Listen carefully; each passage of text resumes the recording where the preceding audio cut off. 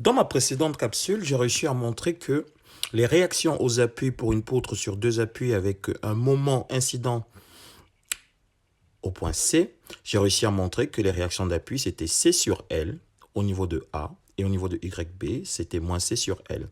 Alors ici, normalement, si on veut bien faire les choses, la réaction YB doit être représentée vers le bas comme ceci. Alors, ceci à l'analyse, lorsque on aura la flexion qui va appuyer dans ce sens, on aura une contreflexion qui va la maintenir dans ce sens.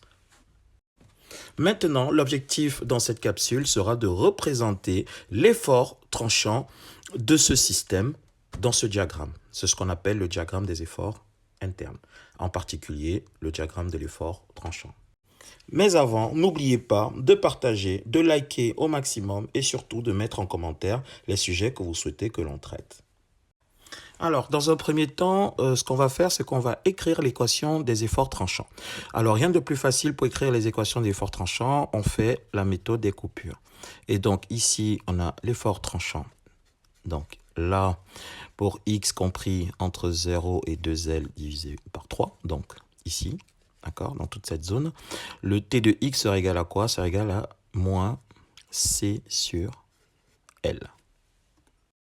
Donc, on aura un effort tranchant qui sera constant.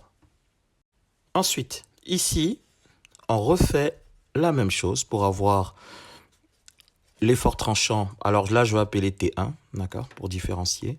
Et ici, je vais appeler T2. Donc, pour x supérieur à 2L sur 3, on aura T2 de x qui sera égal à quoi? Si je regarde rien que le membre de droite, qui sera égal à moins C sur L. Donc, rebelote qui sera une constante. Donc, c'est hyper facile de représenter le diagramme de l'effort tranchant pour ce type de système.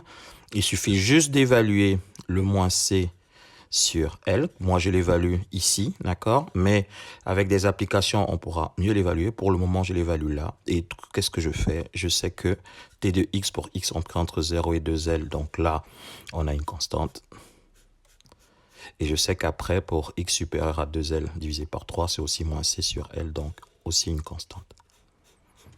Et notre exercice, il est terminé. Donc, en résumé, pour représenter le diagramme des efforts internes, rien de plus facile. On utilise la méthode des coupures. Ensuite, avec les zones de coupure, on représente l'équation de l'effort tranchant. Et ensuite, on représente ce diagramme dans un repère. C'est tout pour aujourd'hui. Prochaine vidéo, représentation des diagrammes des moments de flexion pour le même système. Ça sera la vidéo 2.